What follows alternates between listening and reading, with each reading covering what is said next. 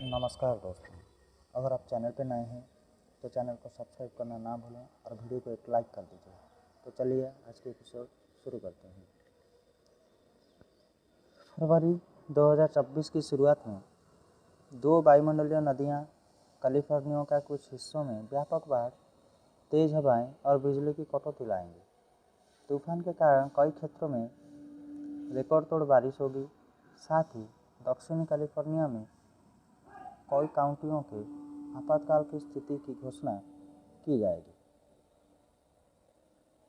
San Francisco में तूफान के तेज झोंके देखे जाएंगे। साथ ही सिएरा नेवादा पहाड़ों में 100 मील प्रति घंटे से अधिक की रफ्तार से हवाएं चलेंगी। तूफानों के परिणाम स्वरूप बड़े पैमाने में भूस्खलन होगा। साथ ही अत्यधिक वर्षों के कारण कई नदियां उफान पर होंगी। मौसम विज्ञानी डॉक्टर रीड टिमर ने कहा कि वायुमंडलीय नदी के दौरान पूरे कैलिफोर्निया में बिब्लिकल बाढ़ संभव थी।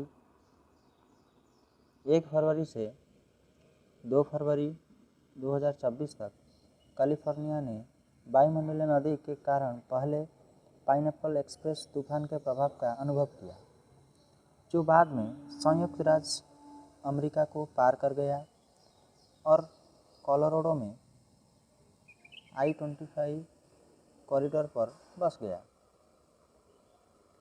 4 फरवरी को एक और तूफान आया। राष्ट्रीय मौसम सेवा ने इसे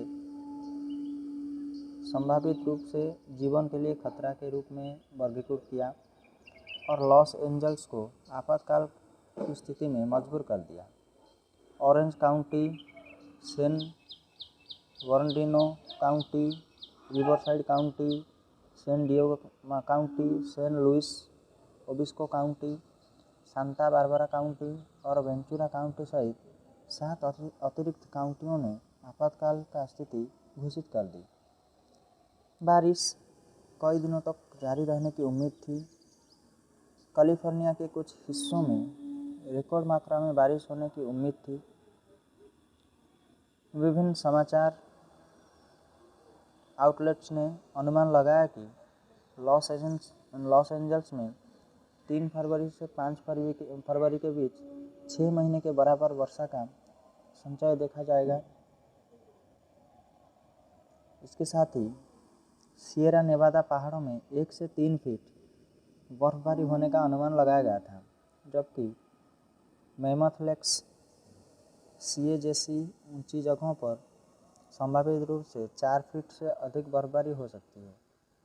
लॉस एंजल्स मेमोरियल कॉलिजियम में नास्कार प्रदर्शनी दौड़ को तूफान की आशंका के कारण निर्धारित 4 फरवरी को दौड़ से एक दिन आगे बढ़ाकर 3 फरवरी कर दिया गया।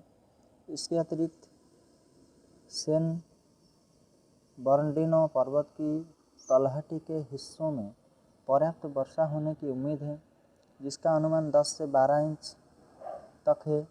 4 फरवरी को हवाओं के कारण एक पेड़ की चपेट में आने से एक व्यक्ति की मौत हो गई। 5 फरवरी के दिन खराब मौसम के कारण सड़कें बंद होने के कारण दुर्गमता के कारण मालिबू, कैलिफोर्निया के कई स्कूल बंद कर दिए गए। तूफान के कारण बिजली कटौती के कारण लगभग 8,50,000 लोग बिजली से वंचित हो गए। कई स्थानों पर पेड़ गिरने से सड़कें अवरुद्ध हो गई और बिजली की लाइनें कट गई। सिएरा नेवादा पर्वत और लेगुनिटास वन सहित विभिन्न ऊंचाई वाले स्थानों पर 162 मील प्रति घंटे की रफ्तार से हवा चली। 5 फरवरी तक पेड़ गिरने से कम 3 लोगों की मौत हो गई थी। 6 फरवरी के दिन वाशिंगटन पोस्ट के अनुसार 6 फरवरी तक हुई बारिश के कारण पूरे राज्य में 300 से अधिक भूस्खलन और भयंकर बाढ़ आई। सैन डिएगो ने कैलिफोर्निया में अधिक ऊंचाई पर रिकॉर्ड बारिश हुई, जिससे बाढ़ आ गई और सड़कें बंद हो गई।